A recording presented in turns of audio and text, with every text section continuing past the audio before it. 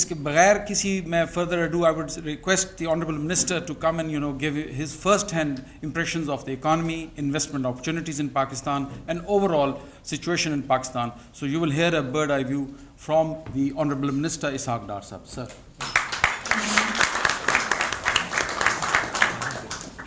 I see a few foreigner friends here. It will be difficult for me to choose whether to speak in English or Urdu. I'll try to mix, so at least some sense can be made by all. Let me begin with saying that God has been very kind, and Pakistan is moving forward since we met last in this very room. You recall April 2014. I'm grateful to the High Commissioner and his team for making this arrangement and providing me an opportunity to say hello to all of you. I'm only here for a day's visit on my way to spring meetings and the annual meetings plus the bilaterals in US starting from tomorrow. So I'll be taking a flight later on.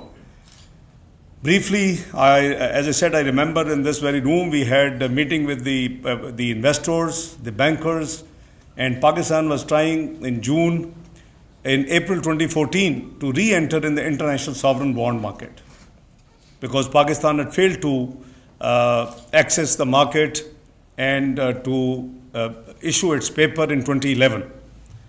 We all remember that Pakistan had been macroeconomically declared unstable in 2012. Most of the donors stopped business. Pakistan rating was converted from stable to negative by Moody's, and there was a calculated prediction because when the external inflows were known to be zero, as all had stopped business with Pakistan because of the weak macroeconomic indicators and instability in the economy, obviously it is not a rocket science which would work out when you would be out of your cash flow. So they had predicted that Pakistan will touch around February the lowest reserve level in the recent past history of around less than $8 billion, with State Bank 2.8 billion approximately. And then further prediction was that if Pakistan successfully does not engage the international community and fails to bring back its presence in the international financial arena, obviously June 14 they had calculated that Pakistan would be unable to service and repay its loans and commitments, thereby probably forced to have declared Pakistan in default. Allah Ta'ala का मैं समझता हूँ कि बेपनाह शुक्र है कि the roadmap we had indicated in our manifesto before going into election actually carried a clear roadmap. If Pakistan, people of Pakistan give an opportunity to Mian Nawaz Sharif and PMLN to serve the federal government, what would be the economic roadmap? I think that is a historic document. Anybody can access our PMLN website and you will find that what was the economic roadmap written is precisely the roadmap which is being followed. Number one. Number two, we had indicated that our entire policy of our government would revolve around 4 E's. Now those 4 E's were to fix the economy. The first E was economy, the second was energy, the third was extremism, and the fourth one was education/health, the social sector. We have been consistent in following our 4 E's. Economy has shown, alhamdulillah, results much earlier than anticipated. We've successfully re-entered in the bond market. Sovereign paper, conventional, in April 2014. You remember it was 14 times oversubscribed. I can see few institutions representatives sitting here now. We re-entered the Skook market after 9 years when the Pakistan subscription offered was 5 times oversubscribed, and we had also now re-entered the international equity market by unloading the UBL and the Habib Bank shares recently. Now that brings us back, because for any attraction of any foreign direct investment in any country, what you need is the presence of a country on the international globe. Because unless you are present, and be it the conventional bond market or the sukuk market or the equity market, Unless you are present, obviously, the investors would not bother to look into your offer. So we are back and we have seen the positive results. By the way, Pakistan did touch, let me remind you, obviously there is no magic wand, that is not an electricity connection that you put on and off electricity. It takes years to ruin or to destroy or to weaken an economy, and it takes the same time to actually rebuild it. So we started the process, and as I said, in this very room, we used to meet dozens of investors who later on subscribed, and today they are very happy to have actually subscribed those Pakistan paper. But gradually we have started seeing the results, that in February we touched that predicted, calculated 7.8 billion US dollars reserves in Pakistan, with commercial banks having 5 billion and around 2.8 billion the central bank. Now our entire exercise over a period of last 13 months has been the add-on the what I call official reserve with the State Bank of Pakistan. The commercial banks are sitting here. I can see UBL representatives here. I can see other banks. They remain around a ballpark figure of 5 billion US dollars. Even today they are 100 million plus or 100 million minus.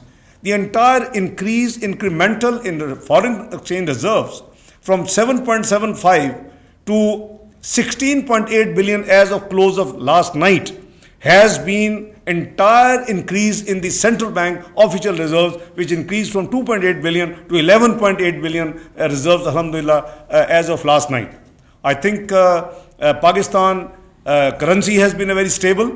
Forex market has been very consolidated. The equity market has done well. Small corrections are always there, even countries like UK or US, etc., etc. So it has obviously peaked from 19,000 to almost crossed 30,000. Currently, I think it's around 32,000. I think Pakistan stock market has done well. It has given almost in 20 months 50% return, both in terms of dollar and in terms of rupees. And the market has also, this index has increased almost from 19,000 to 32,000, which is almost another 50% jump. So I think the recent declaration by Moody's of declaring Pakistan, if you recall, Pakistan was declared its outlook from stable to negative in 2012. Pakistan has now been re-declared last year from negative back to stable. But just a couple of weeks ago, Moody's have now declared, keeping in view the Pakistan current macroeconomic position, from stable to positive outlook. And I expect that Pakistan's performance now warrants perhaps the overall rating to be also reviewed by the international rating agencies. My team would be meeting in routine, as they always do, during the spring meetings at Washington, both S&P and Moody's. And, we are hoping that not only that we would consolidate the gains we have made so far. Pakistan economy has now been, obviously, you all know, declared a stable, macroeconomically stable economy. Now, should we be complacent? No, we don't have that luxury. I think Pakistan has to move towards a new goal. And that goal is to start its journey towards joining the World Emerging Markets League. It may be a long journey, but thanks to Almighty Allah, people predicted that it will take 2.5 to 3 years, where we have reached in almost half the time. So when economist O'Neill with BBC predicts that Pakistan, if stays on course, would be world's 18th largest economy from 44th. This is the same report in which O'Neill has predicted MINT, the new emerging 4 countries, Malaysia, Indonesia, Turkey and Nigeria. It is the same report which also carries some detail about Pakistan. I think the challenge to Pakistan is to reduce this timeline. And I can assure you that if we work together, if we follow the transparency, the good governance, the reforms agenda, I think Pakistan has a very good chance to reduce this timeline. I'm sure most of you would have heard David Darshett recent visit, who is the chief investment analyst of Morgan Stanley. He says Pakistan is set to take off It's only a matter of time. So I think we have a great story to sell. Pakistan has done quite well. We are first time in the history of Pakistan that we have crossed 6th level of reform agenda.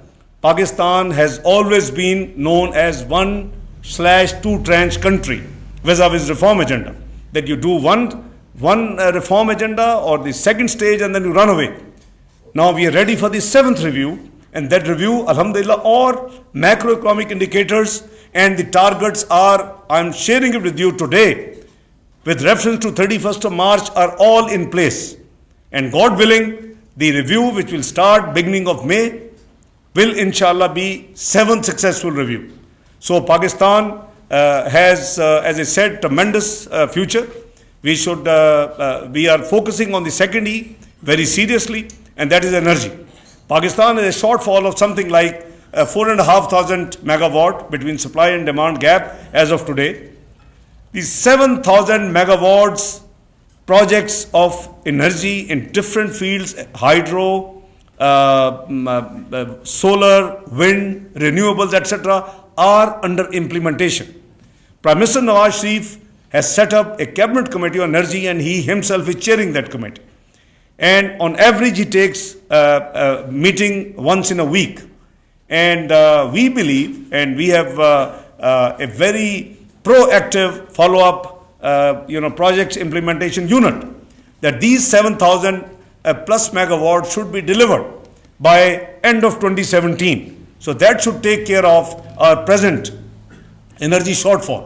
Now, we recently have further added on another 3,600 LNG-based energy projects, one by one provincial government and 2 by the federal government, and those should also be added on because it takes maximum 2 years to reach the commercial generation point. So that means by end of 2017, these 3,600 will also be available. So we are talking of 10,000 megawatts of energy addition within the next 2 years by end of 2017 max, which will not only take care of the existing shortfall, but will also take care of the future demand, which synchronizes with our GDP growth plan. Now, what is that GDP growth plan?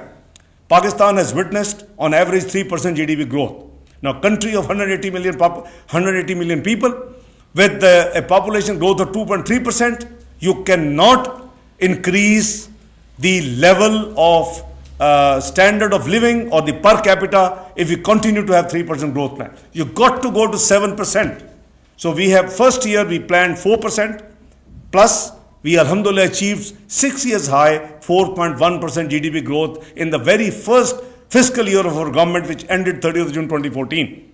Now this year we have planned 5%, and we have planned that during our tenure we inshallah take the GDP growth of Pakistan from 3 to 7%. This is the plan. You will need extra energy requirement for the industrialization. Now on the fiscal management side, how your macroeconomic stability has come back. This country was running a fiscal deficit of 8.8% when Prime Minister Nawaz Sharif took oath. Now it wasn't that easy. Within the first few weeks, we had very painful expenditure cuts of 135 billion to reduce it to 8.2% of fiscal deficit. In the first full year, we brought it down under 6%, the fiscal deficit. The current year, which will close in 3 months, 30th of June, we intend to bring it under 5, just under 5, hopefully. And in the next 2 years, the internationally acceptable norm of 4% for a developing country like Pakistan will be achieved.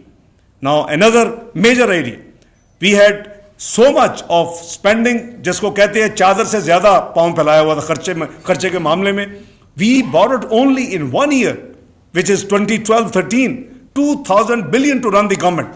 The revenue and the expenditure differential was obviously always financed through borrowing. So the country had reached 63.9% of public debt to GDP.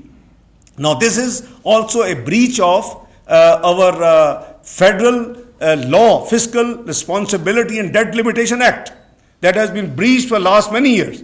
So we decided to bring it back under the statutory limit. So far, I can share with you in confidence, in 20 months, we have been able to reduce it by 2%. It is already around 62, and hopefully in the next year and a half, by the end of next fiscal year, we would bring it down to within the statutory limit. Now, on the inflation, which was double digit in 5 years, the previous democratic tenure 2008-13 was 12%. Now, we planned that it should be around 8.5%. Thanks God, we closed at 8.6% last year. Now, this year, the core inflation has gone down to almost, excuse me, February was the lowest in 12 years, 2.5, but cumulative from 1st of July 2014 to 31st of March 2015, 9 months, we are 5.1%. I think as long as we remain in single digit and remain what we said below 8%, I think it's a very, very reasonable for a country like us, because we have to keep that we don't want deflation or stagflation. We have to check on all areas. The interest monetary policy has been very tight, because financial discipline required not only fiscal management but also on the other side. So we have, alhamdulillah, right now the discount rate has come down to single digit 8%. And you know that if the the core inflation CPI is 5.1, you can only guess what can happen in the next monetary policy board of the State Bank. So things are, as I said, moving fine. On the revenue side, we are obviously very conscious. There was a growth of 3% at 12-13, and 3% growth revenue Pakistan cannot progress, because you hardly meet your current expenditure, you have hardly room for your development expenditure or the social safety net expenditure. So that's why Pakistan had 2008 to 2013, Pakistan has moved from 34 billion rupees to 40 billion rupees in 5 years, spending on the social safety net expenditure, what we call the poorest of the poor or the most vulnerable. So what we did, after coming within 13 months, we had 2 budgets to present. We have increased this amount to begin with from 40 billion to 118 billion. I think the state owes to the poorest of the poorest segment of Pakistan to help them. So we have increased the number of families from less than 4 billion. The target is 5 million families by end of June 2015, which would mean if you multiply by average size, because there's usually rural and very poor families, the average size is 6. So you're talking 30 million people subsidizing their income and supplementing their income. On the development expenditure side, we again had a very aggressive plan, and then from 325 billion within 2 budgets, we have increased it to 525 billion. Was a country of 180 million having a development expenditure of 325 billion rupees is hardly neither here nor there. So that's not enough. We have increased it to 525 billion. I think we need more. We are working out of box solutions, and we try to, because the energy sector has been ignored, the communication sector has been ignored, the highway sector has been ignored, the telecommunication sector has been ignored. The country could not roll out the latest IT technology, 3G and 4G, for the last 4 years. We committed that we'll do it in first year, and we delivered. 3G, 4G technology is now today is available in Pakistan, because we successfully auctioned the licenses, which were budgeted previously. Third last year in the previous government was 50 billion expected sales, then 70 billion second last, and last year there was 75 billion. But still could not sell those licenses, couldn't auction. We made sure transparency, we made sure market search, we made sure that we put the right base price. We got 120 billion rupees, and we auctioned 3G, 4G licenses in the very first 10 months of our government. So we are working in accordance with our pre-agreed and pre-announced manifesto at the time of election, and we are committed. Now I would say a few words about the third E. By the way, the revenue, as I said, 3% is neither here nor there. We had last year the revenue growth of 16%, 16.4. Now this year there is the oil prices decline, which has a direct impact, although it helps the current account deficit. Aapka import bill kam hota hai, lekin you lose your revenue, because you do not collect fixed amount per liter. You collect percentage of the invoice value. So we have a loss on that account. We have lost on loss of revenue on account of international commodity prices declining, other than oil also. We have lost because of the inflation went down, because there's also one component of the future projection. So we have lost on revenue side, but we are making up non-tax revenue. Through non-tax revenue items, we are working very hard. So we hope that there would not be much adjustment on the development expenditure or on the social safety net expenditure. Yes, we are very stingy on the current expenditure. You know that the Prime Minister discretionary fund, which was 42 billion of the previous Prime Minister, was zeroed in the very first budget. It remained zeroed in the very next budget. And it is going to be, inshallah, zeroed in the coming budget in June 2015. Because Prime Minister Nawaz Sharif voluntarily offered that I don't need any discretionary fund. So likewise, the federal minister's discretionary funds were zeroed. The secret service funds of 32 institutions were zeroed. So that's how we saved the space. That's how we brought back the fiscal deficit down from 8.8 to 5.5% last year. It is the steepest cut in any country in the region in 1 year. It's not that easy. It's painful. So now, as I said, that we have a clear roadmap. This year, despite all these odds, the revenue in the first 9 months is still showing 12.2% growth. Don't forget to compare it with 3% growth, which was there before the new government of Mia Nawaz Sharif took oath. So we are moving on very cautiously, keeping in view the international, the developments, the trade and commercial developments. But I am very confident, God willing, that the gains we have, achieved so far, we have to consolidate these gains. We have to continue to now perform even better, can't be complacent, and take Pakistan towards, as I said, reducing the timeline of Mr. O'Neill 2050 to bring it to 18th economy as early as possible, maybe in half the time as predicted by BBC, and Jami Sahib is sitting there representing BBC. I am not throwing a challenge or questioning the projection. I'm sure the projection in normal circumstances is very prudent, because the BRIC term which O'Neill and BBC coined proved to be true. The Mint term will also, God willing, will prove to be true. But Pakistan has a mention in that report, and that is 2050. So I hope we can cut the timeline, and it is possible. I think remittances, I owe thanks to all of very loyal and patriotic Pakistanis who are sitting here. The remittances were never increased beyond single digit. One reason, bankers are sitting here, UBL is sitting here, I can see that, maybe other bankers are sitting here. They were promised remittance initiatives. They work hard, but they were not paid. So I had to clear their outstandings when I became finance minister. And now we have given them a very robust new program, and that will be effective 1st of July 2015. But we took this little effort. We cleared their dues. They re-engaged themselves in the business. Obviously, they are in business not free for business. They obviously have to earn money for their shareholders. So we have seen that the remittances last year grew by 14.6%. First time double digit. This year, 9 months figure latest, which I got up to 31st of March, the remittances have grown by 15%. So thanks to you that you are using the formal channel. Then the thanks to the banks that they're being paid now and promised to be paid on time. They are also working very hard, and this is benefiting Pakistan, because don't forget, Pakistan current account deficit, the exports, the trade deficit is huge.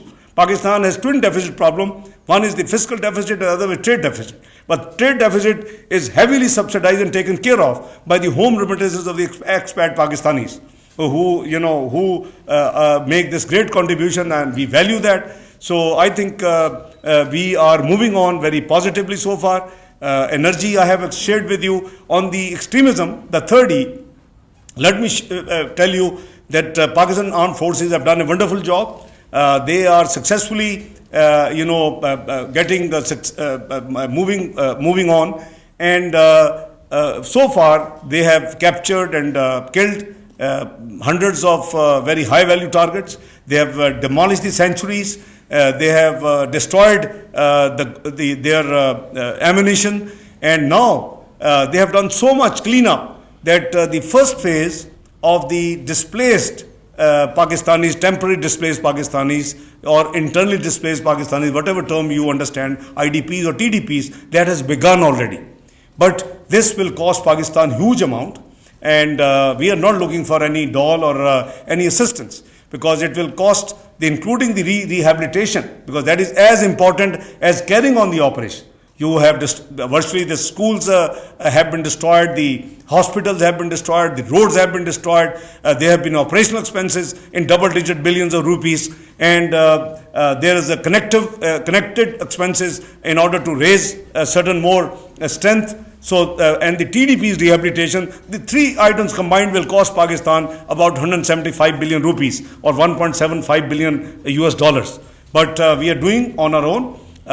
Thanks God, we are moving on very successfully. We have no, hindrance or blockade. Things are as agreed and as on track with the armed forces. They have done a wonderful job. On the fourth E, the social sector, on education and health, we are committed that during our government, on a national basis, the federal and the provincial governments should increase double the 2% expenditure on social sector from 2% to 4%. And we are gradually raising it, and hope by the time this term of this government completes, it would be, inshallah, touching 4%. So with these words, I thank you all. You have spared time. You have come over here. I'll be happy to answer any questions if you have any. And thank you so much. Enjoy your lunch, and God bless you.